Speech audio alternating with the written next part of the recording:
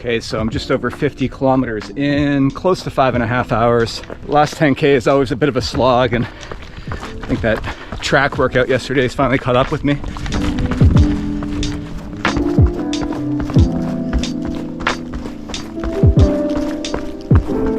This was definitely one of those weeks that I'm glad to have in the bag. It was far from my biggest week ever, but it was my biggest week this season, and a high quality one at that, with not one but 2 speed work sessions and a long run with a loaded pack. So no junk miles this week. So Monday was a rest day as always, followed on Tuesday by an easy run of about 90 minutes on the trails. Wednesday, I then had a tempo progression run, followed by a strength training session at the gym, which made for a really big day. For my run workout, I started with a 15-minute warm-up before hitting the pavement for 3 progressively longer intervals at tempo effort, which is roughly RPE 8, with some easy running in between, followed by a cool down. I spoke about the RPE scale back in episode 7 in case you missed it. Okay, just doing a talk test here. I can only speak in just short sentences, which is right about where I want to be at about an RPE 8 for this tempo run.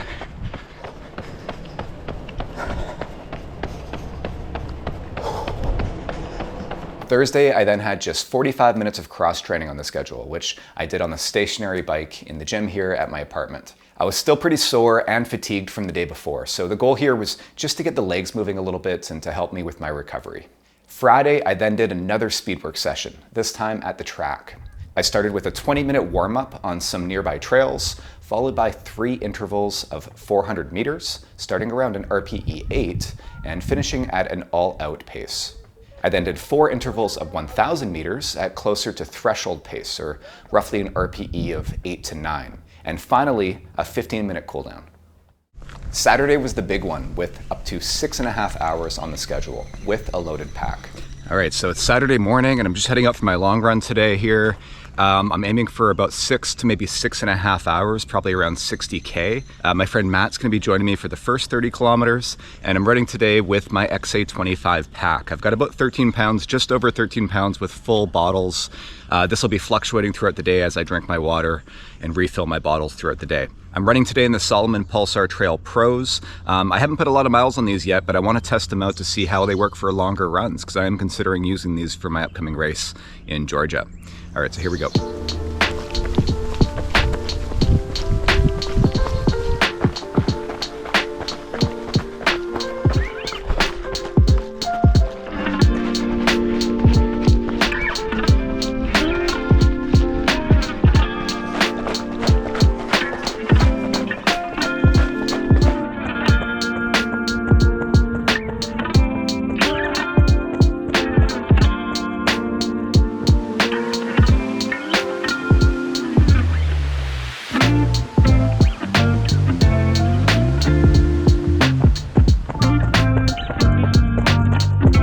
I started from my house at the foot of Mount Seymour and made my way down and along the Seymour River along a trail called Fisherman's Trail to meet up with my friend Matt, who was planning on joining me for 30 kilometers or so.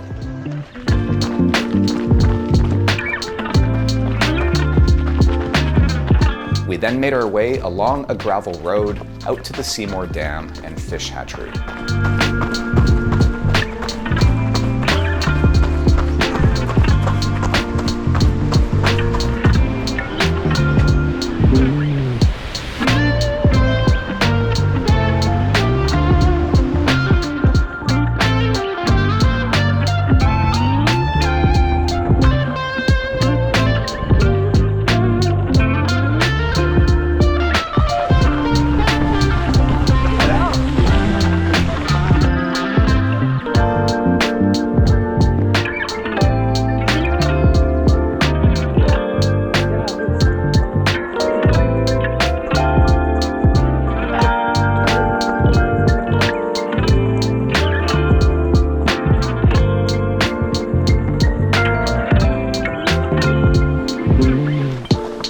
You might remember this route from way back in episode 2, where I talked about a beautiful stretch of pavement called the Seymour Valley Trailway, which we took on the way back before I split off to run the final 20 kilometers on my own.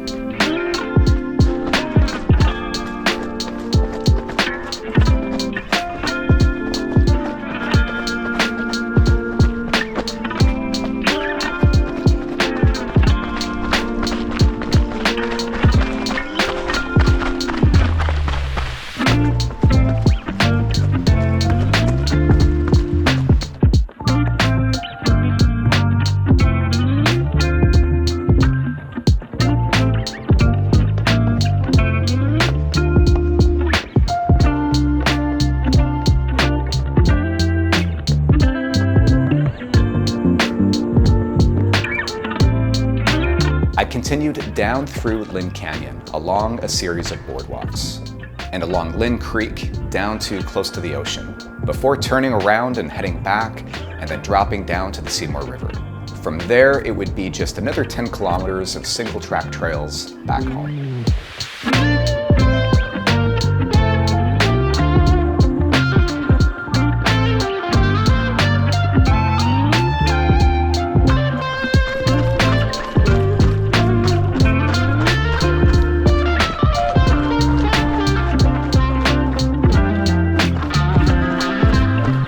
For this run, I relied on powdered run food, drinking 250 calories worth of Scratch Super Fuel per hour for the first 5 hours, before switching to solids. I basically drank a 750 ml bottle of water every hour and would dump a small baggie of pre-portioned powder every time I refilled a bottle. Okay, so I'm just over 50 kilometers in, close to 5.5 hours. And as usual, at this time in a long run, I'm ready to be done. The last 10K is always a bit of a slog, and I think that track workout yesterday has finally caught up with me. So I drank about 4.5 liters of water and consumed roughly 1,600 calories in total, running 60 kilometers with 1,145 meters of elevation gain, plus equal descent in just over 6.5 hours.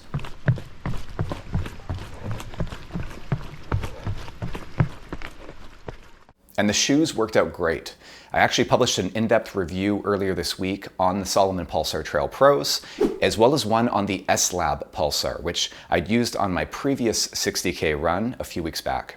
Sunday, I woke up feeling pretty stiff, so I had a hot bath followed by some light foam rolling and mobility work, which seemed to do the trick.